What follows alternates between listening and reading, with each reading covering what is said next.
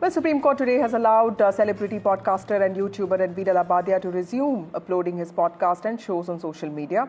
The court has asked him to stop airing the podcast after a row over his crass remarks on Samay Rana's YouTube show a few days ago. But the court's remarks today came after YouTuber's petition saying that this is his only source of livelihood. Supreme Court has also wrapped the YouTuber on his plea in court but has asked him to let him continue with his show. In fact, the court said, and I quote, "Filthy language is in talent, free speech has limits." The court has also said that it is not in favor of censorship, but filthy language is in talent. The court has meanwhile asked Centre to consider drafting regulations on regulating social media and digital content, as it says that there is a need to balance freedom and morality. My colleague Nupur joins us with more details on this. Nupur, was this order expected? And also, what triggered this? Did Ranveer Allahbadia approach the court again saying that this is his only source of livelihood and that he should be permitted to host his show?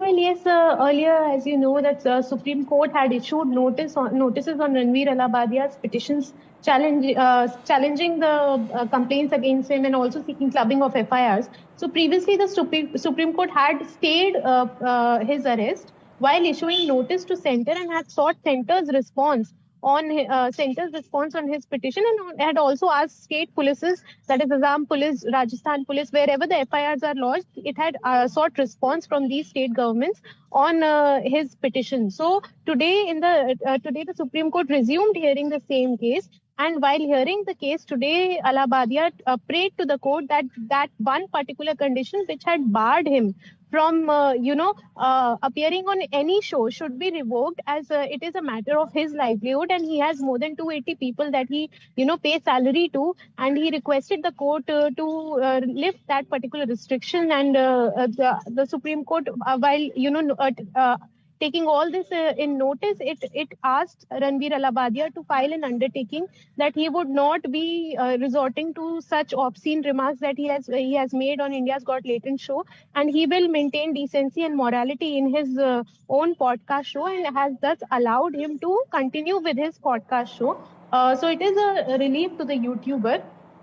Secondly, the Supreme Court today has asked the Centre, previously also it has asked the Centre to file its response on regulating online content and the issue of obscenity on content that is present on social media.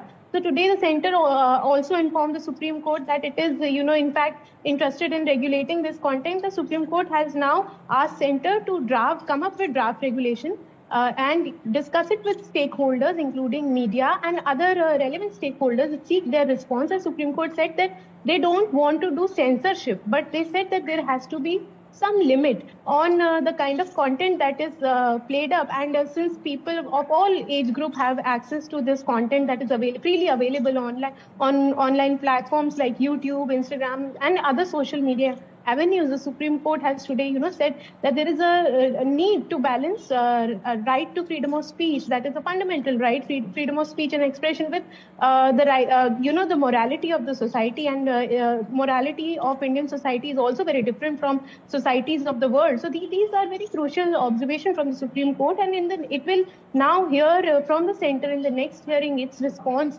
on drafting new regulations to regulate this online content. So it is a big development in that sense. Right. Thank you, Nupur, for joining us with those insightful details. We also have Satya Muli, who is an advocate in the Supreme Court. We have Asad Abbas, who is a political analyst. Thank you, both of you, for joining me on this broadcast. Satya Muli, to you first. How do you see the Supreme Court, in fact, asking the Centre to consider drafting rules? Because does this make it easier for the Centre? Are these, instructions by the court binding on the Centre? We already have laws in place. The implementation has always been a problem. But also policing or regulating online content which does not have borders, how is it going to work?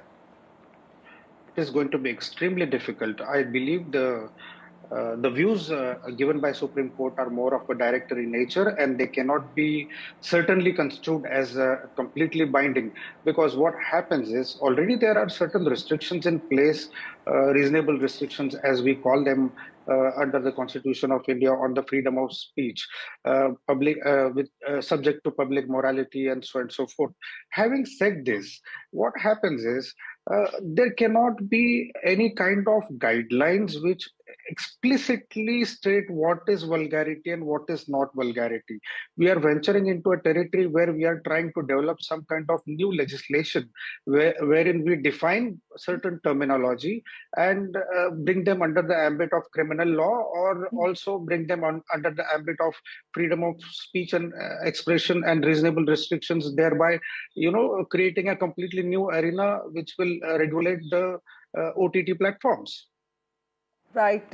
Asad Abbas, politically speaking, this has everybody, had problems with what Ranveer Allahbadia said, the kind of comments that he made. But clearly, a lot of us were of the opinion that criminal action is not something that people need to ask for at every offense that they take. Social outrage, social media outrage cannot be deciding criminal action against anybody who posts something on social media. Now that the Supreme Court is also asking the center to consider drafting of rules, how do you see this move?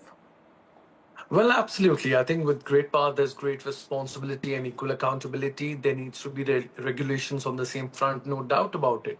But let us also understand that I'm sure Ranveer Allahbadia and also his counsel, Mr. Abhinav Chandrachud, welcome the court's decision.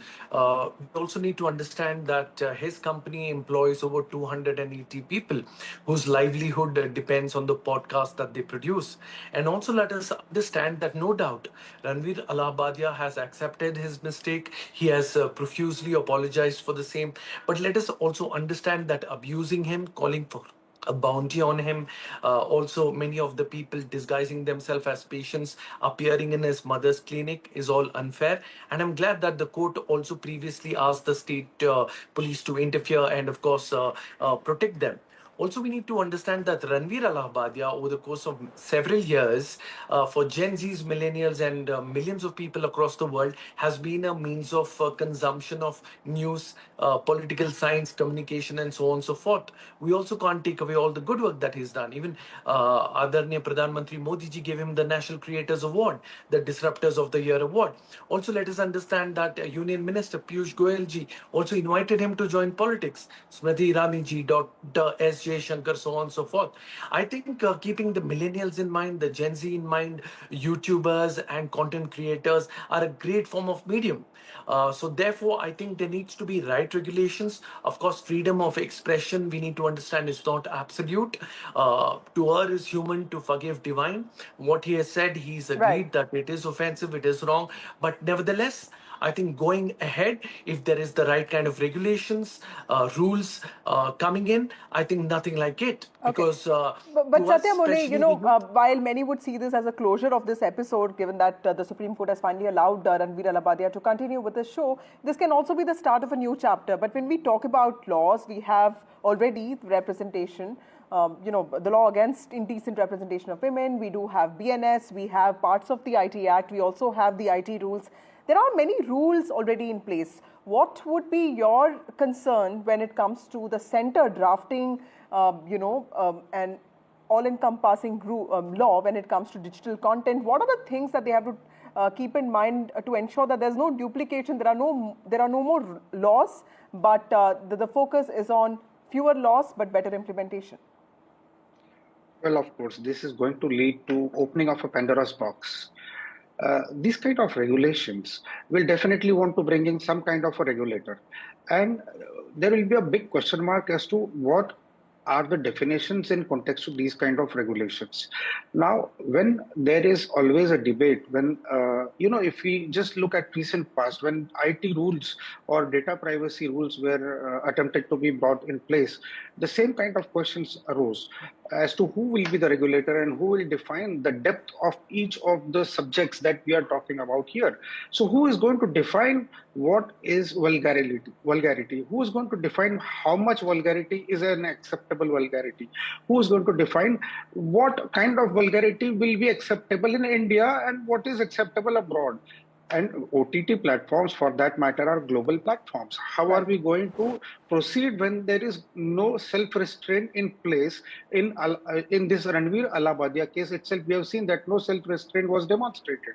So therefore, again, this will boil down to bringing in some kind of a regulator, and then this is going to lead to opening a new Pandora's box. Right. Thank you so much for joining us, both of you, on this very important topic. Self-restraint, of course, is the key of any regulation, but that's one thing how digital content does not really abide by, and that's going to be a challenge not just for the courts, but also for the centre, which has now been asked to draft rules on content regulation. Thank you so much for joining me on this discussion.